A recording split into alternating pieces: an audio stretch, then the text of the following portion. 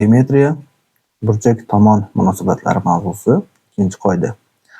Demak, ikkinchi qoidamizda aytilyaptiki, uchburchakning ixtiyoriy ikkita tomonni yig'indisi uchinchi tomondan katta bo'lar ekan, ixtiyoriy ikkita tomonni ayirmasining moduli uchinchi tomondan kichkina bo'lar ekan. Oddiygina qoida, eslab qolsak bo'ladi. Menimcha qoidani u qadar tushuntirishda hojat yo'q deb o'ylayman. Muhimi qoidani ishlata olish, qoidani eslab qolish. Demak, ko'zchak ya'ni ikkita ixtiyoriy tomonni ko'zchak uchinchi tomondan katta, ixtiyoriy ikkita tomonni bir-biridan ayirsak, uchinchi tomondan kichkina bo'lar ekan. Xo'p, yaxshi. Demak, birinchi misol. Bizga aytyapti, x qaysi oralig'ida bo'ladi deyilyapti. Xo'p. Demak, hozirgi qoidadan foydalansam, 4 ga 10 ni qo'shaman. X bularning yig'indisidan kichkina. Ya'ni 4 ga 10 ni qo'shsak 14. Bularni ayirmasidan katta. Ya'ni 10 dan 4 ni ayirsak 6. Demak, x nimizning qiymati 4 bilan 6 bilan 14 ni orasida bo'lishi kerak ekan. Keyingisi ikkinchi savol. Buni ham xuddi shu tartibda ishlaymiz. Faqat endi bu yerda x ni o'rnida, ya'ni bu yerda x kelayotgan bo'lsa, 2x - 4 degan, ya'ni murakkabroq ifoda kelyapti. Nima qilaman? Tengsizlik qilib ishlayman. Ya'ni 2x - 4 kichkina bularning yig'indisidan, ya'ni 5 ga 7 ni qo'shsak, necha bo'ladi? 12. Xo'p, tengsizlikni ishlaydigan bo'lsam, 2x kichkina 4 ni olib o'tsak, qo'shish bilan 16, x kichkina nechida? 8 da. Xo'p, buni ikkinchi qismi bor. Ayirsam kichkina bo'lish kerak. Ya'ni 2x - 4 dan kichkina.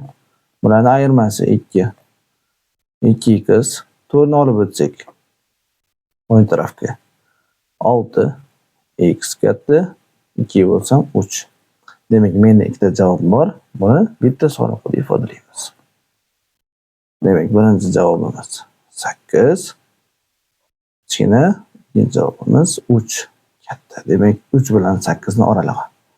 Bu yerda ham xuddi shu javobni beryapti. Keyingisi, uchinchi. Xo'p, bu yerda ikkita uchburchak bor. ABC uchburchak va BDC uchburchak. Ikkalasi uchun alohida tengsizlik qilib ishlaymiz va oxirida umumiy javobni olamiz. Demak, birinchisi bo'yicha ishlaydigan bo'lsak, 3x - 1imiz kichkina bularning yig'indisi, ya'ni 7 bilan 13 ni yig'indisidan. 7 ga 13 qo'shsak 20. Xo'p, bu yerda x ni qiymatini topsak, 1 ni olib o'tsak, 21 3 ga bo'lsam 7. Keyingisi, mana shu 3x - 1imiz katta, bularni ayirmasidan, ya'ni 13 dan 7 ni ayirsak 6. Bu yerdan x ni topadigan bo'lsak, qo'shilsa 7. 7 taqsim 3 dan katta bo'ladi. Demak, hozircha ikkita javob bor. Biz ABC uchburchagi bo'yicha qaradik. Endi BDC uchburchagi bo'yicha qaraymiz. Demak, bu yerga yozsak bo'ladi. 3x - 1imiz katta, 6 bilan 11 ni yig'indisidan, ya'ni 17 ni adashib ketdik. Kichkina bo'ladi aytgancha. Demak, 3x - 1imiz kichkina bularning yig'indisidan, ya'ni 17 da. Xo'p, bu yerdan x ni qiymatini topsak, 1 ni olib o'tsak 18, 3 ga bo'lsak 6. Endi 3x - 1 ifodamiz katta, bularning ayirmasidan, ya'ni 5 dan. X katta, 1 ni olib o'tsam 6, 3 ga bo'lsam 2. Demak, menda 4 ta javob bor. Bularni bitta so'roqda ifodalaymiz. Demak, eng katta sonimiz bu yerda 7. Hop, bundan keyin 6. Hop, bundan keyin 7 taqsim 3 bu 2 dan ko'ra kattaroq son, shuning uchun 7 taqsim 3. Keyingisi 2. Hop. Endi biz aytyaptiki 7 dan kichkina, demak chap tarafda. Hop, keyingisi 6 dan ham kichkina, bu ham chap tarafda. 2 dan katta o'ng tarafda, 3 dan 7 dan katta o'ng tarafda. Demak, umumiy javob o'rtadagi markaziy javob 3 dan 7 dan 6 gacha. Mana javobda ham xuddi shu narsani beryapti. Endi keyingi savol. 4.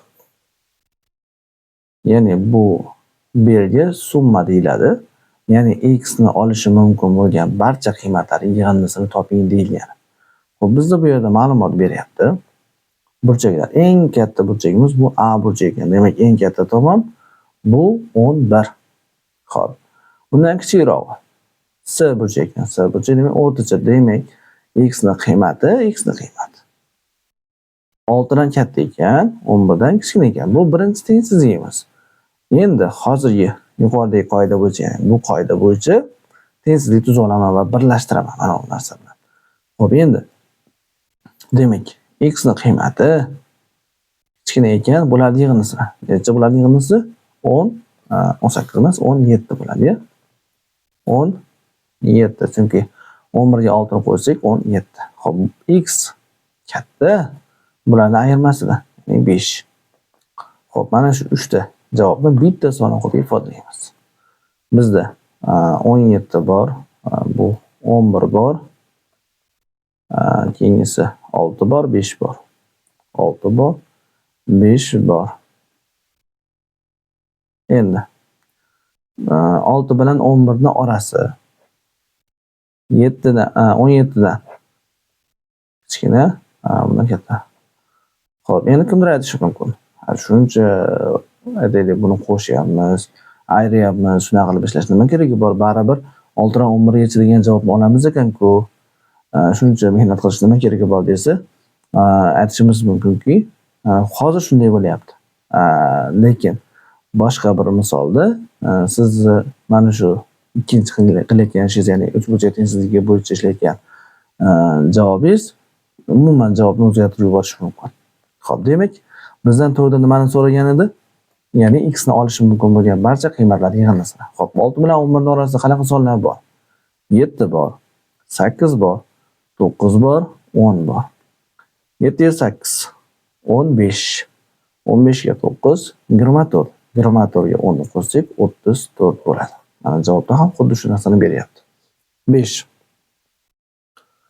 5-sida bizga e'tiborimizni tortayotgan narsa bu to'g'ri burchakli uchburchak berilyapti. Ya'ni ADS. Va ABC uchburchak berilyapti. Xo'p, bunda nima qilamiz? Birinchi o'rinda. Mana shu ABC uchburchak bo'yicha tengsizlik tuza olaman. Ya'ni x ning qiymati bularning yig'indisidan kichkina, ya'ni 6 ga 8 ni qo'shsam 14. Xo'p, endi x ning qiymati katta, bularning ayirmasida, ya'ni 2 dan. Bu hozircha boshlang'ich javob, ya'ni ABC uchburchak nuqtai nazaridan qarayapman. Endi qarang, e'tibor qarang.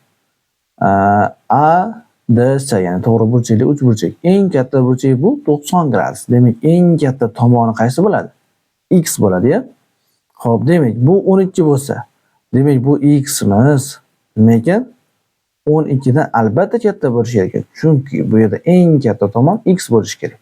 Agar x ga hozir biz 12 dan kichkina son bersak, bu noto'g'ri bo'lib qoladi. Chunki 90 gradus to'g'risida eng katta tomon yotishi kerak. Demak, x imizning qiymati 12 dan katta ekan. Demak, shu 3 ta javobimizni bitta son orqali ifodalaymiz. Demak, 14 kichkina, 2 katta va bu yerda 12 katta deydi. Endi bu yerda qarang, mana shu narsaga e'tibor qilishimiz kerak. N deb bir yuqorida plyus qilib qo'ygan.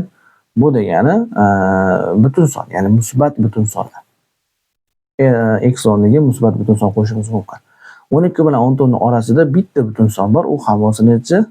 13. Mana javobda ham xuddi shu narsani berilyapti. Keyingisi 6. 6 da minimum y uchun maksimum x ni toping deyilyapti. Xo'p, yaxshi. Avval y o'zi qanaqa qiymatlar qabul qiladi? Mana shu narsani bilib olishimiz kerak. Tengsizlik tuzaman ADS uchun. Ya'ni y ning qiymati kichkina ekan, bularning yig'indisidan, ya'ni 7 ga 9 ni qo'shsak 16. Y ning qiymati katta ekan, bularning ayirmasidan 9 dan 7 ayirsak 2. Minimum y eng minimum holat necha bo'lishi mumkin? 2 dan katta, 16 dan kichkina deyapti. Demak, 2 dan katta birinchi son bu 3. Demak, y ni o'rniga necha qo'yishimiz mumkin ekan? 3 qo'yishimiz mumkin ekan. Nega 3 ni olyapmiz? Qanaqadir aytaylik, 2 dan katta 2,5 olmayapmiz, 2,1 olmayapmiz desa, bu yerda bizga nima deyapti? Y bilan x musbat butun son deyilyapti. Shuning uchun 3 ni oldik. Endi bu yerga 3 qo'ysak, Ya'ni buni o'rniga 3 qo'ysam. Yana tengsizlik tuzishim kerak. A, B, D uchun. X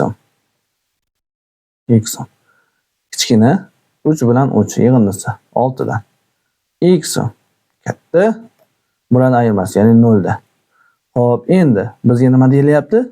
Maksimum x. X eng katta qiymati 6 ga eng yaqin butun son bu 5. Demak, x eng katta qiymati bu 5 ekan. Javobda ham xuddi shu narsani beryapti. Yaxshi. Endi 7-savol. 7-savolda perimetr ABC, ya'ni bu z degani butun sonlar to'plamining belgisi. Perimetr ABC uchun minimum eng kichkina perimetr, ya'ni mana shu uchburchak uchun eng kichkina perimetrni topishimiz kerak ekan. Xo'p, nima qilaman? AB tomoni x, AC tomoni y deb belgilayman. Shunda nima bo'ladi? Tengsizlik qoidasidan foydalansam x y ni qo'shsak katta bo'lishi kerak 12 dan. X dan y ni ayirsak kichkina bo'lishi kerak 12 dan. Xo'p, endi diqqat qilamiz. Endi minimum perimetr topishimiz kerak ekan. Xo'p, menga ayirmasi uncha qiziq emas. X plus y, ya'ni yig'indisi qiziq. Chunki nimaga yig'indisi qiziq? Perimetr topmoqchi bo'lsam, x plus y plus 12, ya'ni hamma tomonlarni qo'shishim kerak. Xo'p, menda mana uni qiymati bormi? Qarang. 12 dan katta deyilyapti. Xo'p, perimetrda eng kichkina qiymati nechi? 12 dan bitta katta son. Bu 13. Demak, buni o'rniga 13 qo'ysam, perimetrda eng minimum qiymati 25 bo'lar ekan. Boshqa qiymatlarni qo'yadigan bo'lsak, nima bo'ladi? Perimetrimiz kattalashib boraveradi. Demak, xulosa 25 chiqar ekan, ya'ni minimum buni perimetri minimum 25 ga teng bo'lar ekan. Xo'p, demak, ikkinchi qoida bo'yicha misollarimiz mana shulardan iborat. Qoidamiz juda ham oddiy. Demak, ixtiyoriy uchburchakni ixtiyoriy ikkita tomonini olib bir-biriga qo'shsak, uchinchi tomoni katta bo'lar ekan. Endi shu ikkita tomonni bir-biridan ayirsak, uchinchi tomoni kichkina bo'lar ekan. Xo'p, hammaga rahmat. Agar biron bir taklif yoki mulohaza bo'lsa, ya'ni darslar bo'yicha qanaqadir kamchiliklar bo'layotgan bo'lishi mumkin. Chunki hammamiz insonmiz, kamchilik albatta bo'ladi. Agar izohlarda yozib ketsanglar, inobatga olamiz. Rahmat hammalarga.